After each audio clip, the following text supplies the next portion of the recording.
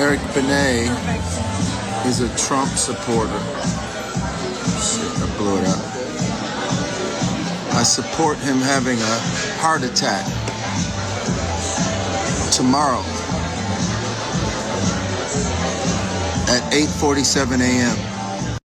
Eric Benet. See, this is where we're going to start, because nothing says moral superiority like casually wishing death on someone while smirking. It's always fascinating how love and unity somehow include scheduled cardiac events. And you got crowds that's going to laugh, the internet going to applaud, but imagine that sentence reversed. Suddenly, we need 5 emergency panels and a whole hashtag campaign.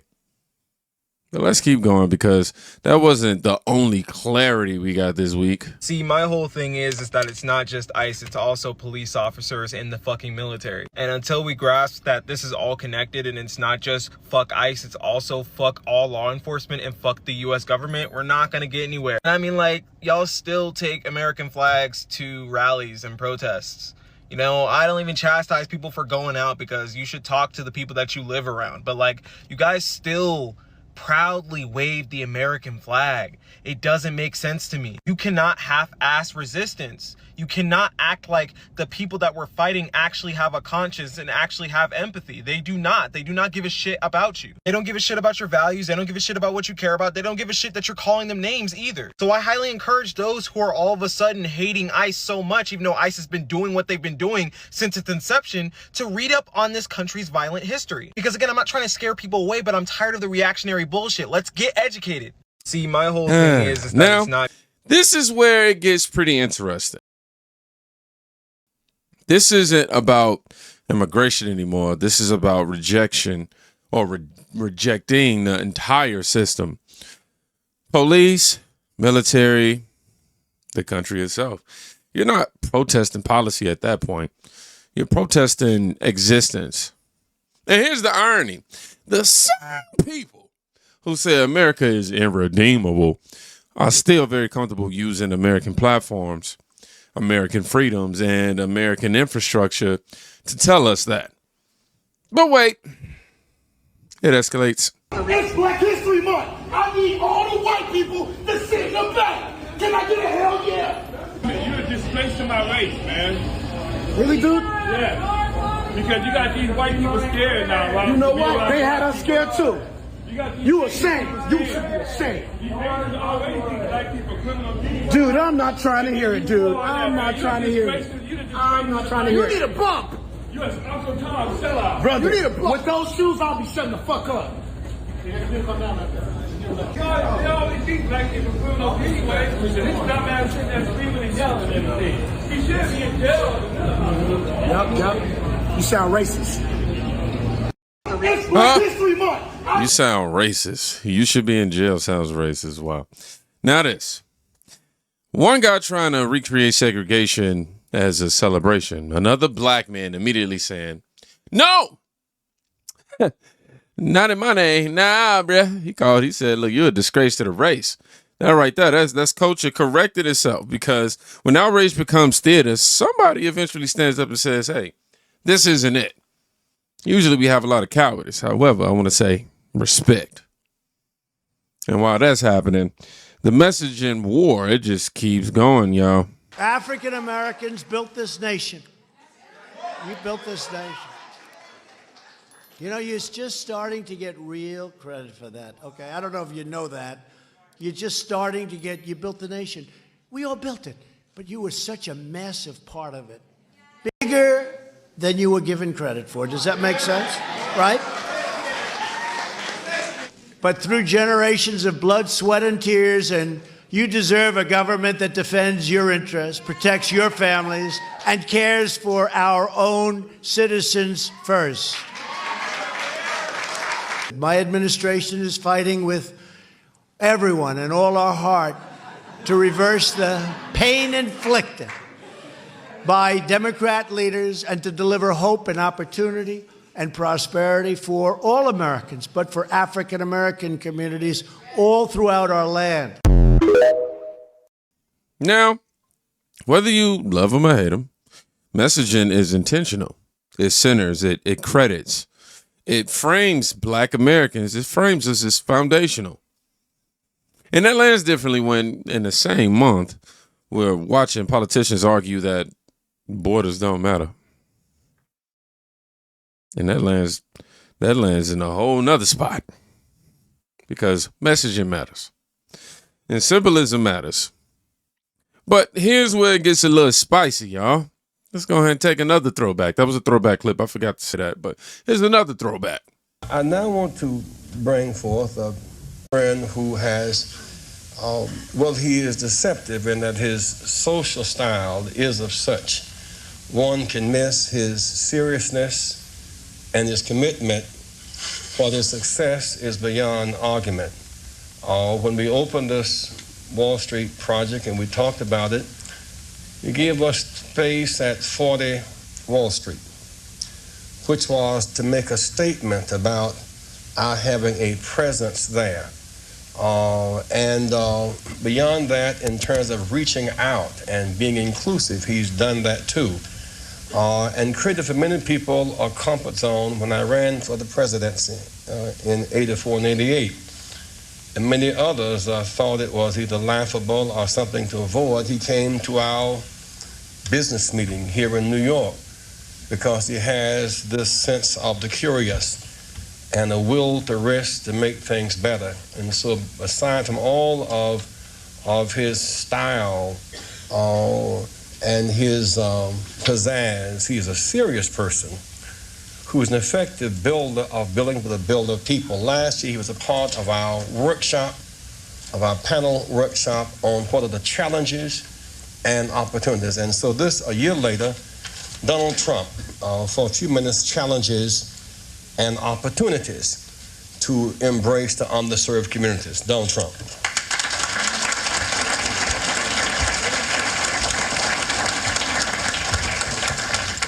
Well, it is an honor to be here, and I was with Jesse last year, and we had a lot of fun, and it was a little different. We had a real panel where you asked questions and everything, and we didn't do so much speaking, so I'm going to get off here very quickly because I want to hear some questions. Jesse started off by saying most of the wealth in this country is in the hands of a few, and I thought to myself, is that a bad thing? What's wrong with that, Jesse? But he did have an expression last year, and I was just telling Roger, he had an expression last year, the wall on wall must fall. And you haven't used it today, and I'm very disappointed in this, Jesse, because I thought it was a great expression. And I heard the expression about 14 times, and then he came to me at the end of the session, and he said, listen, I want some office space in your building on Wall Street, because the wall on wall will fall. And I said, it's okay, Jesse, I'll make a good deal with you. I'll get you some space. You'll pay about $40 a foot. And he said, no, I don't want to pay 40. I said, how about 30? No. It was the cheapest deal I ever made in the history of 40 Wall Street. Is that right? He got it for nothing. He's a very tough negotiator.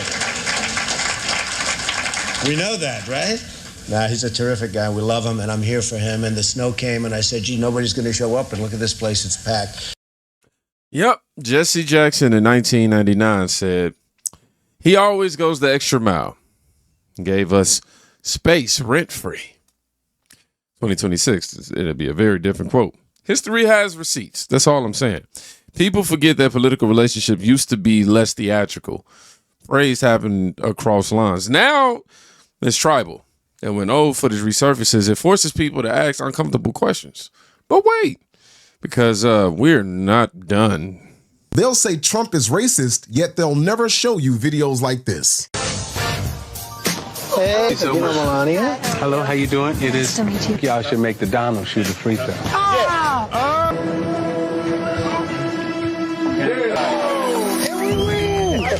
They'll say Trump is racist, yet they'll never show. I had no doubts. Nothing but net. Nah, you might laugh at this one, but I think this is why it's trending.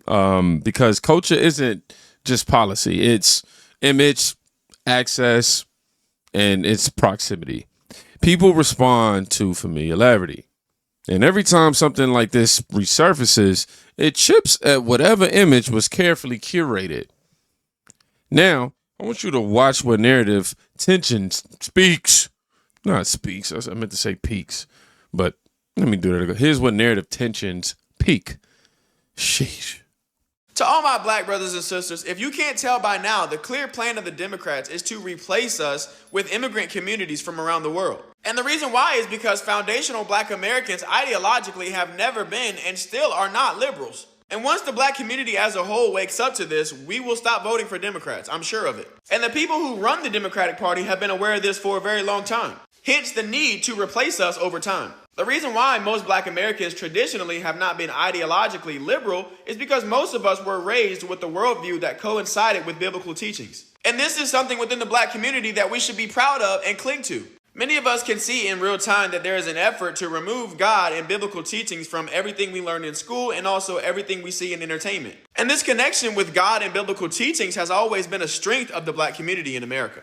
Think about it. What gave our ancestors the strength to keep fighting throughout all the things they went through? It was the understanding that God was going to make a way, no matter how bleak the circumstances looked at the time. And if there's one thing I want my black brothers and sisters to understand in current day, it's that we are our ancestors, and we need to embrace that. Modern day progressive thinking has convinced the black community as a whole that we need to reinvent the wheel. But if you ask me, I think if the black community would just lean further into our roots, we would see a seismic positive shift. And you may ask, well, what are our roots? The answer is very simple, and most of us actually know our roots intrinsically, but we never actually think about it. Our roots are our grandparents, our great-grandparents, our great-great-grandparents, and the things that they did. Like going to church every Sunday, going to Bible study on Wednesday nights, being selfless and making sure that others in the community had what they needed, working hard for what we have and being grateful that we have it. These are the characteristics that have always made up the black community up until recent history. And we have the ability to be successful independent of any other ethnic group helping us out. And I know this because we've done it before.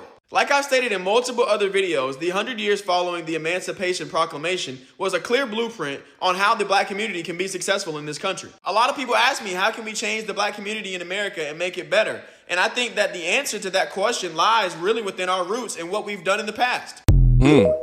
This is where the temperature rises, because now we're talking about, well, we're not talking about jokes or symbolism or old clips in this one. We're talking about fear. Replacement rhetoric is powerful because it spreads fast and it triggers emotion. But emotion spreads faster than nuance. We talked about this last week. Immigration debates, historical praise clips, and celebrity hostility. People start asking, who's actually being centered?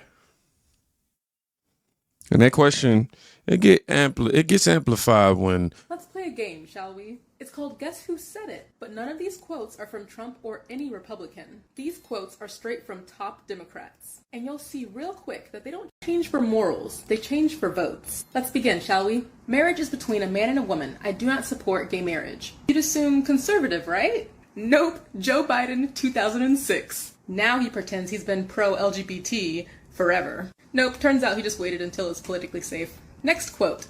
Marriage has always been between a man and a woman. Any guesses? Hillary Clinton, 2004. When public opinion flipped, boom, so did she. And not out of conviction, just calculation. Next one. We simply cannot allow people to pour into the US undocumented and unchecked. Sounds like Trump, right? Nope, it was Barack Obama, 2005. And now his party calls border control racist. They didn't grow compassion, they just grew poll numbers. This is fun, let's continue. Who said, I don't want my children growing up in a racial jungle? It was Joe Biden, 1977. He was talking about school busing and integration. Now he lectures everyone about racism, but back then he was afraid his children would be on a school bus with black kids. And in case any liberal wants to make the claim, that was 1977, Joe Biden changed. Here's another quote.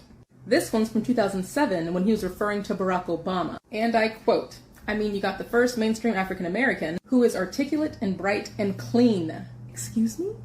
What about 2020 Biden? And I quote again, if you have a problem figuring out whether you're for me or for Trump, you ain't black. Sorry, what? Next quote. I voted for the border fence. I don't think we should reward people who broke the law to get here. That's Chuck Schumer, 2009. Now he's crying on camera talking about inhumane policies. Amazing how fast they switch up. And here's the kicker. None of them have ever really denounced these quotes. No real apologies, no big speeches saying, hey, I was wrong. They've just quietly pretended that they've always believed what's popular right now. They don't evolve out of morality. All they did was pivot for power. These people don't stand for principles. They stand for whatever polls best this week. So next time that they call conservatives extreme, just remind them that their own words tell a whole different story. So here's the thing about politics, right? Positions evolve, public opinion shift, and everyone adjusts. That's not unique to one party. But what social media does, it compresses decades into 30 seconds and says, explain this. And when people feel like messaging change faster than principles, trust start wobbling. Not because of one clip, but because of accumulation. You can see the clear hypocrisy. 1 minute they stood on this principle, now they switched the tone. You have to ask yourself why. So here's the real question. Is this about policy at all or just about perception for them? Because perception wins elections. Perception shifts culture. It also moves audiences. And right now, the perception battle is loud, very loud. So I want you to know, I'm here to hear what you have to say about this after everything we've accumulated. Is this narrative manipulation? Is it evolution? Is it strategic messaging, or is something actually shifting? Now, if you made it to the end of this video, I want you to put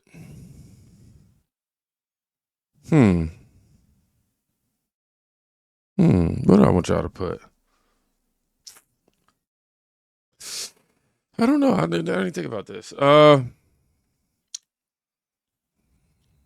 We have the receipts. We're just gonna keep it simple. Y'all be safe. Go check on somebody today. You can quite literally be saving their life. Oh, I'm getting brain fog. Let me go meditate.